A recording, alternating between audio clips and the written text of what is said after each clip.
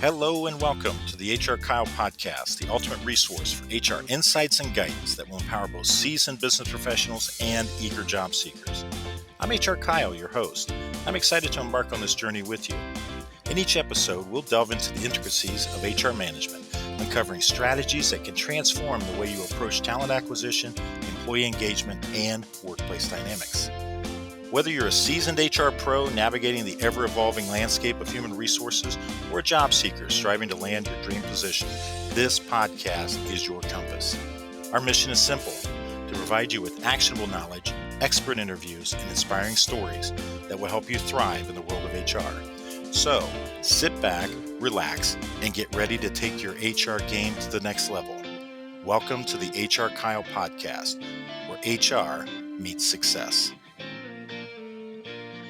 Hello and welcome to another edition of the HR Kyle podcast. I'm your cheerful host, HR Kyle. Today we'll be talking about a topic that is crucial for success in life and in work: resilience. In segment 1, I'll share my thoughts on the subject of resilience, tapping into my experience personally and professionally on the subject, sharing the messages that my clients so often hear. In segment 2, we have a guest who spent some time with us a few weeks ago, Erin, a career services professional.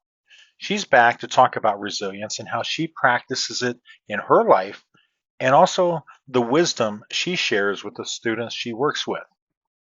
Resilience is the topic of the day, and we're going to give it all the attention it rightfully deserves. That is, right after this brief break. We'll be right back. Greetings, I'm Kyle Smith, and I'm here to offer you a speaking experience that goes beyond the ordinary. With a rich background in leadership, HR, and personal development, I bring a unique blend of expertise and passion to every presentation. Whether it's Leadership Unleashed, well-being at work, or career mastery, I delve into topics that empower individuals and organizations to reach their fullest potential. What sets me apart? Proven expertise, an engaging delivery style, and actionable insights that drive positive change. But here's the kicker: I don't just offer a one-size-fits-all approach. I customize my content to meet the specific needs and goals of your event. So let's elevate your event together. Contact me now to reserve your date and unlock the full potential of your audience and organization. Don't miss out on the opportunity to inspire greatness. Visit hrkyle.com today. And we're back. I hope you found that break informative. Now let's talk about resilience. In a world full of challenges and uncertainties, resilience becomes our greatest asset. Let's explore why it's so important and how we can cultivate it. In our work life, resilience acts as a shield against setbacks and obstacles. Whether it's a project gone awry, a rejection, or a difficult colleague, resilience enables us to bounce back stronger. It's not about avoiding failure, but rather about how we respond to it. Similarly, in our job search, resilience is key. Rejection emails, unanswered applications, and interviews that don't go as planned can be disheartening. But with resilience, we can persevere through the challenges and keep moving forward. So how do we cultivate resilience? It really starts with self-awareness and self-care. Understanding our strengths, weaknesses, and triggers allows us to navigate challenges more effectively. Practices like journaling, meditation, and seeking support from others can help us build emotional resilience. On a professional level, continuous learning and networking are essential. Investing in our skills and expanding our professional network not only enhances our marketability, but also boosts our confidence and resilience in the face of setbacks. In conclusion, resilience is not just a trait, it's a mindset that empowers us to embrace challenges, learn from failures, and keep pushing forward. Whether in our work life or job search, resilience is the key to unlocking our full potential and achieving success. So to close out this segment, remember, no matter what obstacles come your way, you have the power to overcome them with resilience. Stay strong, stay resilient, and keep striving for your dreams. Now, let's take a quick break so I can catch my breath, and then we'll be back for segment 2 and our guest, Aaron. Hello, fellow professionals. Are you ready to revolutionize your approach to recruiting? I'm HR Kyle, and I'm thrilled to introduce you to my latest book, Recruiting is Easy, now available on Amazon and other online retailers. In today's dynamic HR landscape, it's all about strategic branding and engagement. My book unveils the secrets to crafting exceptional employee experiences, attracting top talent, and fostering strong connections. With Recruiting is Easy, you'll master the art of continuous improvement and adaptability, shaping the future of work one relationship at a time. Get your copy today and unlock the potential of HR as a strategic powerhouse. Remember, recruiting should be easy. I'm HR Kyle, and together, let's redefine recruiting. Look for Recruiting is Easy on Amazon and other book online retailers. Are you striving to lead your team to success? Or perhaps you're navigating the complexities of the job market. Introducing The Solution, the HR Kyle YouTube channel. Your go-to source for insightful guidance and practical tips. With short 1 to 2 minute clips, our videos save you time while delivering impactful, usable strategies. From effective leadership techniques to mastering the job application process, access valuable advice in minutes. Don't miss out. Subscribe to the HR Kyle channel on YouTube today. And we're back to the HR Kyle podcast and me, your host, HR Kyle. It's time now for segment 2, and I've been looking forward to this because we have a previous guest, Aaron, back with us again today. If you remember, Aaron is a career services professional at a major U.S. university. And resilience, our topic of the day, is something she talks about on a regular basis. And because she was such a wonderful guest last time, we had to have her back. So Aaron, welcome back to the HR Kyle podcast. It's great to have you back on. Thank you, Kyle. I'm so excited to be here tonight. And thank you to the viewers for, having me back too. I'm really excited to chat with all of you again.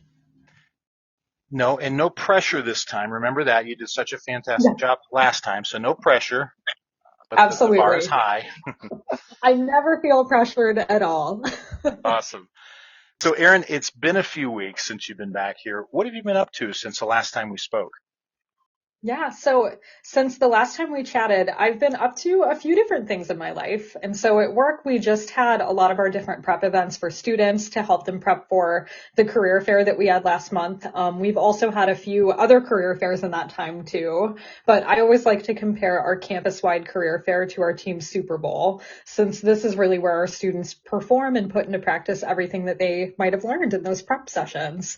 And so at this point, like I said, it's been about a month since our career fair. So we're starting to see offers going out and being accepted. So that's always a really exciting time.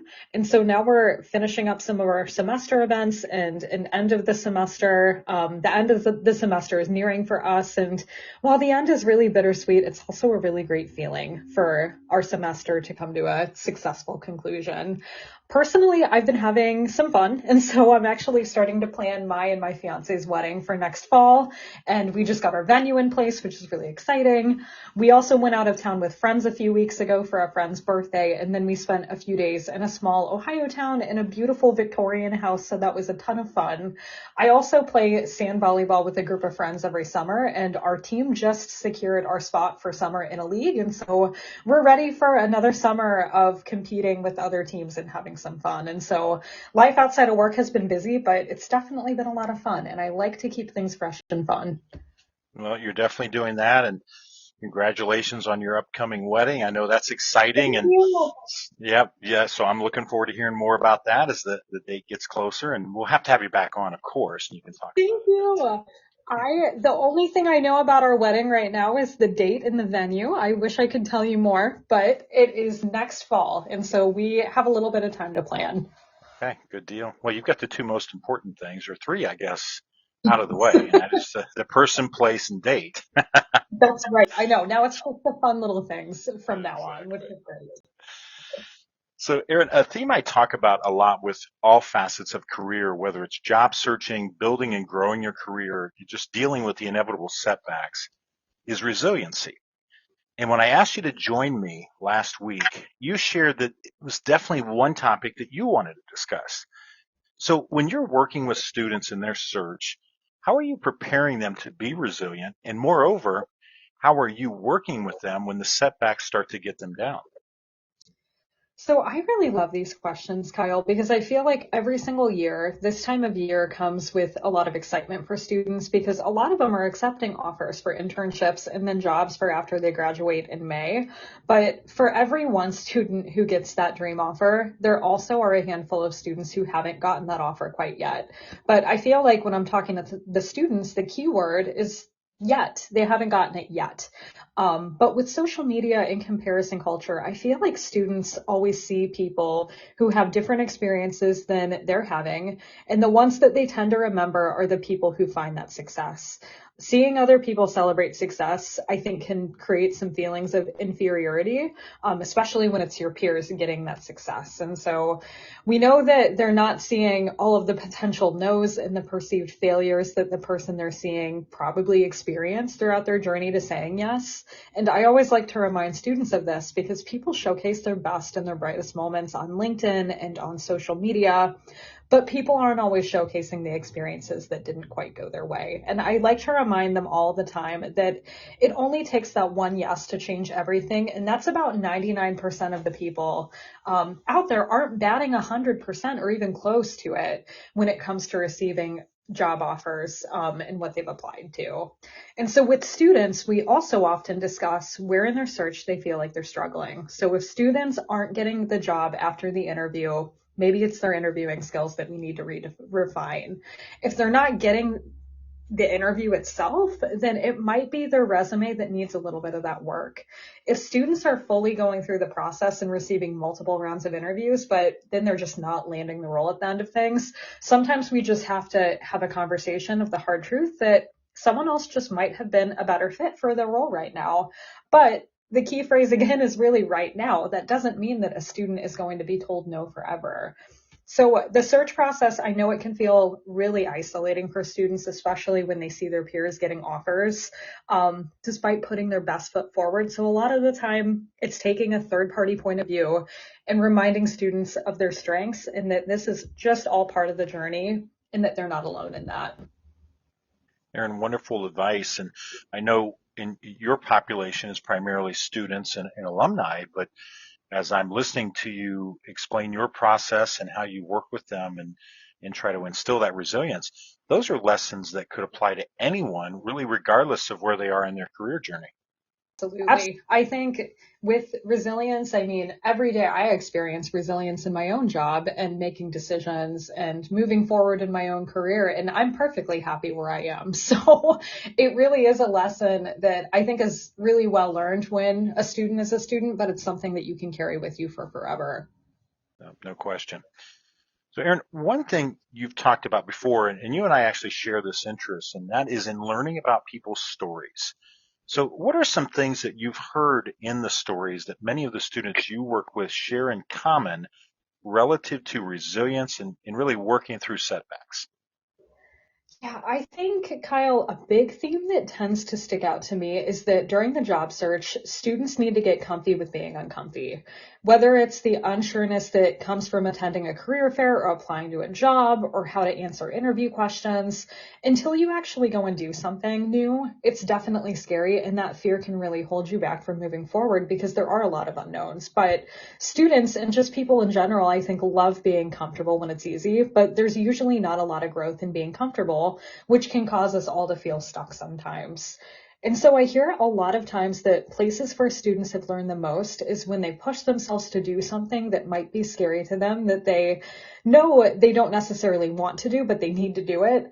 And after they've actually done it, maybe it's still uncomfortable, but they've also learned that they can do it, and they've proven that to themselves. And each time they practice this, what they were scared of, they just normalize the process, and it just gets a little easier each time. And so every single time this happens, students always say they wish they would have started, being comfy with being uncomfy a little bit sooner in their careers.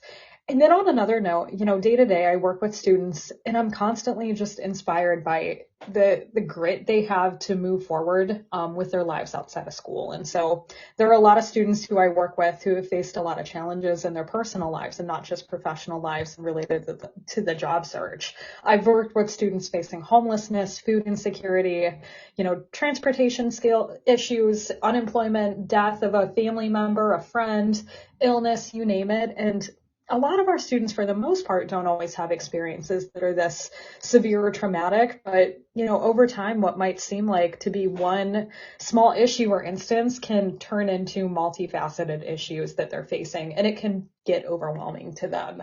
And so one thing all of these students have in common that I talk to is that they seek resources when they needed them and they reached out to someone. I always tell my students and alumni and those who I meet with, if you need help, just reach out to someone. We all need help sometimes, and even having one person in your corner can help shift a weight that might feel monumental and into something more manageable. And resilience really doesn't mean just tackling a problem alone, but I think it really means using your resources to make sure that you will eventually pull through and find success. A rough patch it doesn't define the rest of your story. Great advice, and something that really struck me that you just shared there, and it is so true. Demonstrating true resilience is really being able to use your resources, whether that's other people, that's services that are available to you, and what have you. That's part of being resilient. 100%.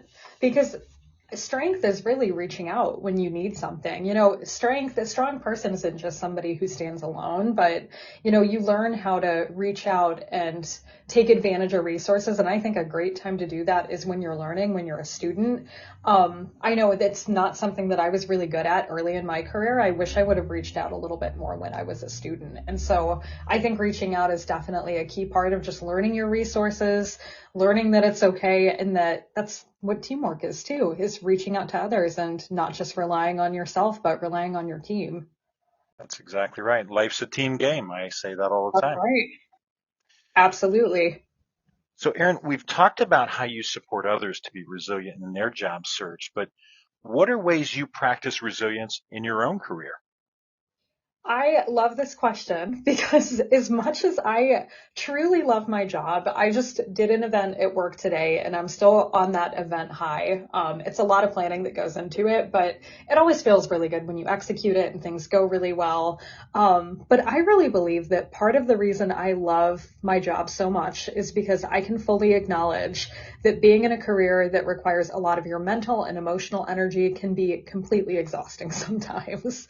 A common career obstacle that I see a lot of people facing in higher education and in a lot of helping roles is emotional burnout. And there are times in the semester where I know I feel this. I know members of my team feel this. People in other offices feel this because I know that I'm not only giving my energy to my tasks that I have to do at work, but I'm also giving it to my students who might be struggling, employers who want to hire our students, to my team, to the people I live with, people at home, my fiance, my parents, my family. And so it really does pour into other parts of your life. And so a career theory that I really love is the theory of self-authorship. And so self-authorship is a theory that I learned about when I was in my master's program. And this is a theory that basically states that you are not only a product of what has happened to you, but you're also in the driver's seat of everything that's to come in your story. And so I try to remember this and use this day to day, not only when I'm working with students, but when I think about my work and my personal goals. On a small scale, I don't let a bad day or an event with low attendance define how I'm going to let my week or my semester play out. And I think it's really easy to get into a negative mindset when things don't go your way on the job, but keeping the end goal in mind, I think is really key to keeping on task and learning from what could be perceived as a bad day or as a mistake. I also think that the more that you listen to your mind and body and what they need, the more energy you have to fill your cup and pour into others. There are a lot of days where I want to come home and flop down on the couch. And trust me, there are a lot of days when I definitely do just that because it's what I need that day. But I always like to think about the idea of not only self-care, but self-preservation. And so self-preservation is, what do I need to do to preserve myself during a tough week or when I'm in the middle of a tough semester so that I have the physical and mental ability to keep on going? I know that if I challenge myself to keep taking care of myself mentally and physically, I'm going to feel more like I have control over at least that part of my life when my day might not always be completely in my control. And this is a little different than self-care because self-care can be a little more exciting and maybe perceived as an award, like going to Starbucks over my lunch break. That's how I like to practice self-care. But self-preservation for me would be going to bed a little bit earlier so that I can wake up earlier and be ready to hit the ground running for what could be a busier or more challenging day. And so by preserving and caring for myself, I really feel like I am more capable of pouring energy into the areas of work or life that need some more attention from me. And Aaron, I appreciate you sharing the idea of self-care versus self-preservation because they're two very unique approaches to caring for oneself and just making that distinction. One is more at the moment. It's a quick fix, but the self-preservation is more a way of life. Am I correct? Yep, absolutely. It's developing a habit. And I know thinking back to my time as a student, I don't think, and even just a few years ago when I was a new professional, I don't think that I practiced self-preservation very well. And as a fact, as a result of that, I feel like my energy was low. I wasn't excited about my job. I wasn't excited about what the next day held for me. And so by preserving myself and doing what I need to do to feel good and feel like I'm in control of my body and my mind, I'm a lot more excited for even the challenging things that come my way through the day. And I feel like I can think with a clearer head. And make the most of those opportunities when they present themselves. Absolutely, because I'm in this industry because I don't want anybody to live for the weekend. You know what I mean? I think that it's really important to take time over the weekend to care for yourself and have fun and relax and catch up with family and chores and other things, but you want people to be excited about what they do day to day too. It doesn't have to be their entire life, but I think it is really important to not want to go through the week just waiting for the weekend. That's never something that I've wanted to do in my life, and that's not something that I want for students who are spending a good amount of their time in school. They should be doing something that makes them excited. Amen to that. Well, Aaron, in the minute we have remaining, what's some encouragement you would share with someone out there listening tonight that's getting down about their job search? Yeah, I like this question because I say this sometimes to my students, and it's actually a piece of encouragement from Miley Cyrus in the Hannah Montana movie. And she says, "Life's a climb, but the view is great." And so when I think about this, I think about the fact that there are struggles that you're going to face, and it's inevitable, right? You're going to face struggles, and that's a completely normal part of the process. And I always like to think, imagine just how easy life would be if we just got the first opportunity we were offered every single time.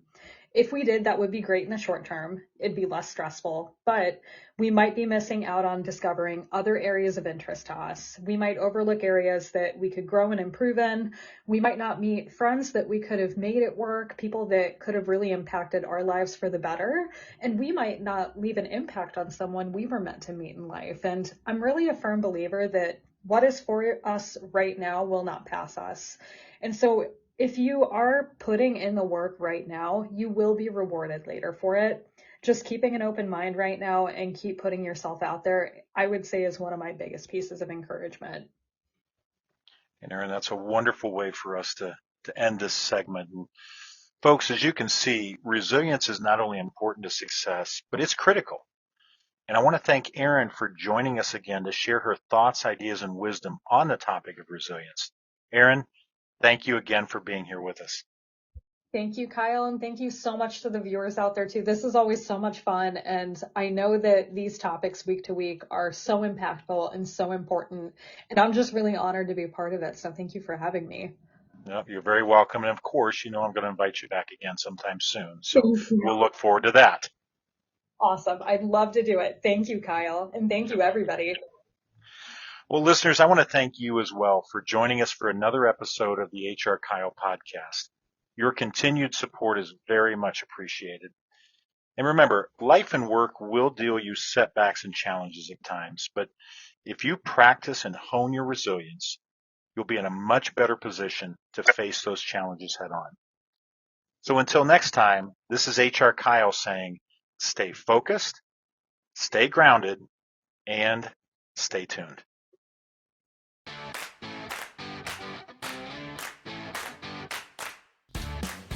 Well, that's a wrap for today's episode of the HR Kyle podcast. We hope you found our discussion valuable and filled with insights that you can apply in your professional journey. Whether you're a business leader aiming to foster a thriving workplace or a job seeker looking to carve out your own path, remember that HR Kyle is the compass that can guide you towards success. If you enjoyed this episode, don't forget to subscribe, rate, and share it with your network. We're committed to being your trusted source for HR wisdom, and we look forward to having you back with us for our next episode. Remember, in the world of HR and professional growth, there's always room for progress. Be sure to visit our website at hrkyle.com. That's hrkyle.com to learn more about how we can help you meet your business and professional goals. So until next time, this is HR Kyle signing off. Stay motivated, stay informed, and keep reaching for those career goals. Music provided by bensound.com. That's bensound.com.